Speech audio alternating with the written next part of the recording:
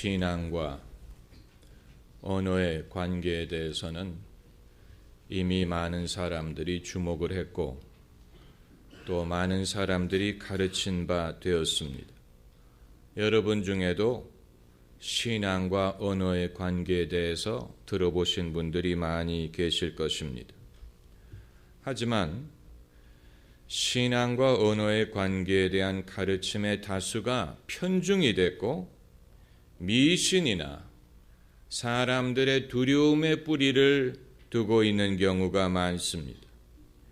이미 우리 고유 속담에도 말이 씨가 된다 하는 속담이 있고 또 입방정을 떨지 말아야 된다 하는 정도는 모두가 알고 있습니다. 교회를 다니지 않더라도. 그렇기 때문에 만일 교회가 가르치는 신앙의 언어에 대한 가르침이 이미 사람들이 알고 있는 수준을 벗어나지 못한다면 그것은 하나님의 말씀이라고 할 수가 없을 것입니다. 불신자들도 그 정도는 알고 있기 때문에 성경이 가르치는 신앙의 언어는 우리가 원하지 않는 미래에 대해서는 말을 삼가고 우리가 소원하는 것들에 대해서 입으로 드내이는 그 차원을 넘어섭니다. 미국에서 신앙의 언어에 대하여 강조했던 부류는 대략 두 부류를 들 수가 있는데 둘 다 국내에 소개가 되었습니다. 한 부류는 로버트 슐러 목사의 긍정적인 사고입니다. 로버트 슐러의 메시지가 출처가 불분명합니다. 그가 가르치는 긍정적인 사고의 철학이 과연 성경에서 비롯된 것인지 아니면 다른 데서 빌려온 것인지 불분명하지만 그럼에도 사람들은 대체로 그것을 반겼습니다. 사람이 긍정적으로 생각하고 긍정적으로 말하면 긍정적인 결과가 생긴다는 데에 누가 이의를 제기하겠습니까? 또 한 부류는 오라 로버츠 목사의 소위 씨앗 믿음 가르침입니다. 그것을 seed faith, 씨앗 믿음이라고 불렀습니다. 사람의 믿음을 씨앗처럼 사용해서 입으로 고백하라는 것입니다. 입으로 고백하면 그대로 된다는 식의 가르침입니다. 그런데 이 가르침이 원래 의도에서 벗어나서 사람이 자기 소원하는 것을 이루기 위한 주술적인 방법이 되어버렸습니다. 그래서 내 마음에 드는 자동차가 보이면 그 자동차에 손을 얹고 이 차는 내 것, 이 차는 내 것, 이렇게 하면 마치 그 차가 내 것이 될 것처럼 이것은 침 발라놓는 식과 별로 다르지 않은 것입니다. 내 것이라고 침을 발라놓는 것처럼 이거 내 것, 내 것 이런 식으로 말하면 내 것이 될 줄로 생각하는 사람들이 많고 그것뿐만이 아니고 내가 원치 않는 현실을 부정하는 도구가 되었습니다. 그래서 내가 병원에서 어떤 병이 있다는 진단을 받았는데도 불구하고 계속해서 입으로 아니야, 나는 이 병이 없어, 나는 건강해, 이 병이 나는 없어 이렇게 고백을 하면 마치 그 병이 없어질 것처럼 생각하고 맞아, 나는 그 병이 있어 라고 시인하는 순간 그 질병이 현실이 될까 우려하는 사람들이 많이 있는 것입니다. 그래서 심지어 이런 농담까지 유행했습니다. 지옥에는 현실을 부정하는 사람들로 가득 찼다는 것입니다. 여긴 지옥이 아니야. 나는 지옥에 있는 게 아니야. 이건 지옥이 아니야. 그러면 마치 지옥에서 벗어날 수 있는 것처럼 우리가 아무리 입으로 무엇을 고백한다고 해서 아닌 것이 긴 것이 되는 것이 아니고 입으로 아무리 부정한다고 해서 긴 것이 아닌 것이 되는 것은 아닙니다. 나사로가 죽었을 때 예수님은 그의 죽음에 대해서 우회적으로 말씀하시지 않고 나사로가 죽었다라고 분명하게 말씀하셨습니다. 모세가 죽었을 때 하나님은 미사력으로 사용하시지 않고 모세가 죽었느니라 라고 분명하게 말씀하셨습니다. 예수님은 너희의 말은 옳다 옳다 아니라 아니라 하라, 이에서 지나는 것은 악으로 쫓아나느니라 라고 말씀하셨습니다. 예스면 예스, 노면 노지. 예스가 메이비라고 한다고 노가 되는 것이 아니에요.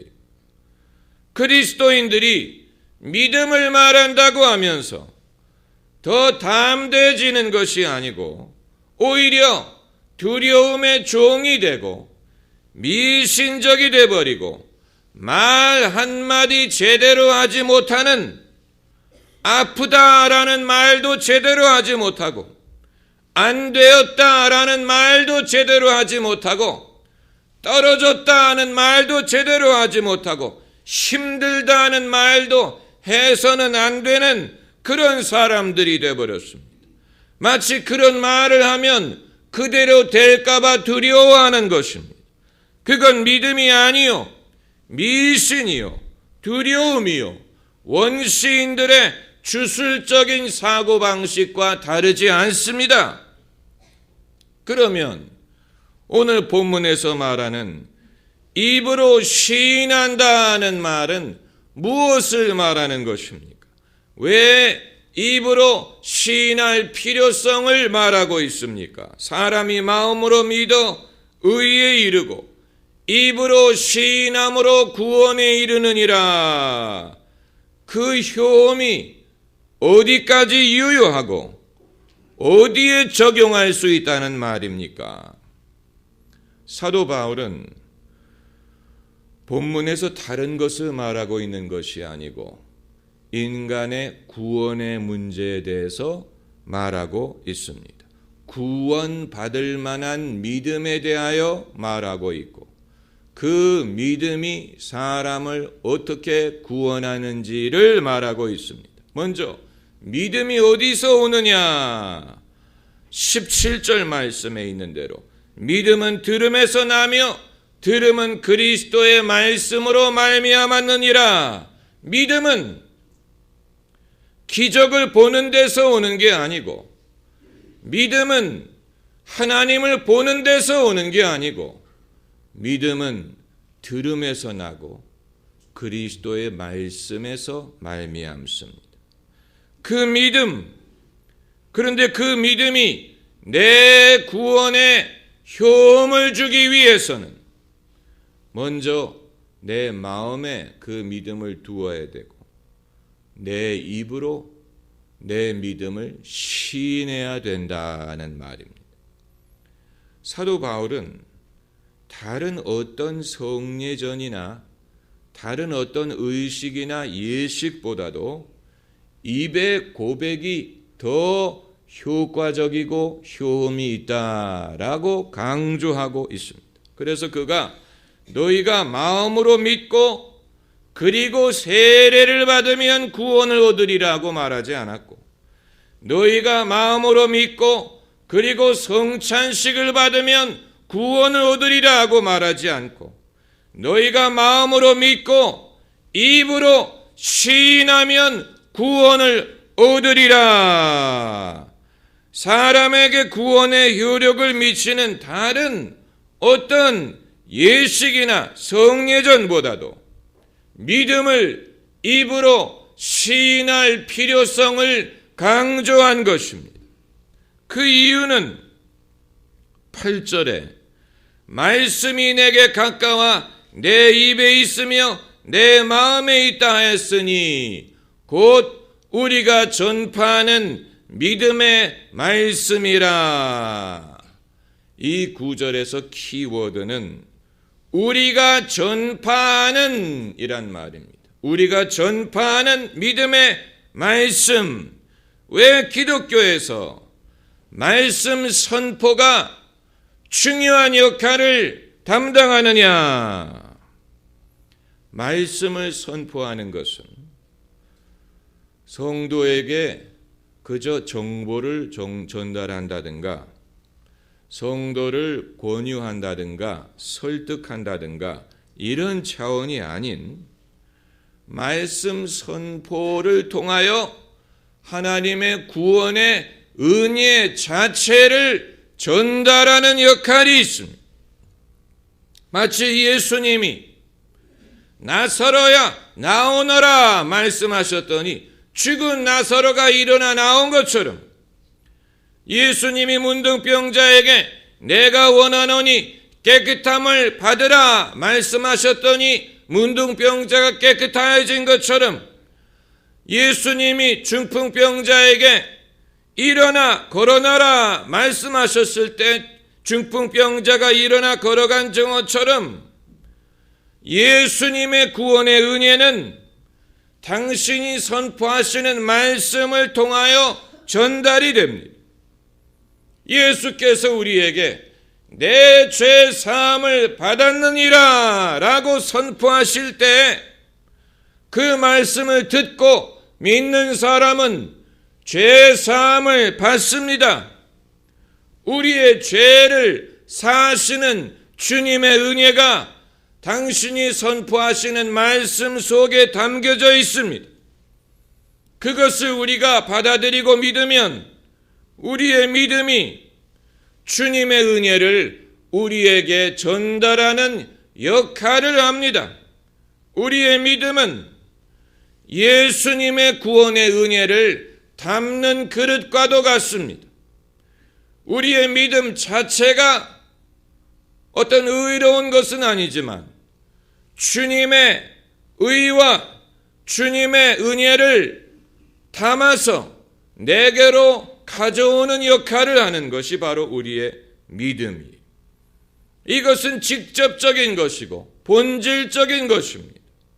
그 이후에 성례전이나 예식은 어디까지나 눈에 보이는 예식을 통하여 눈에 보이지 않는 영적인 현실을 설명하기 위한 간접적인 방편일 뿐입니다.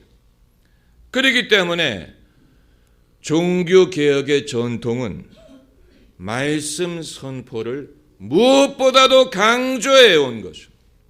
말씀 선포 그 자체가 본질이라는 것을 알았기 때문에 교회가 복음의 말씀을 선포할 때 그 말씀이 여러분 가까이 다가가서 여러분 마음에 있고 여러분의 입에 있습니다.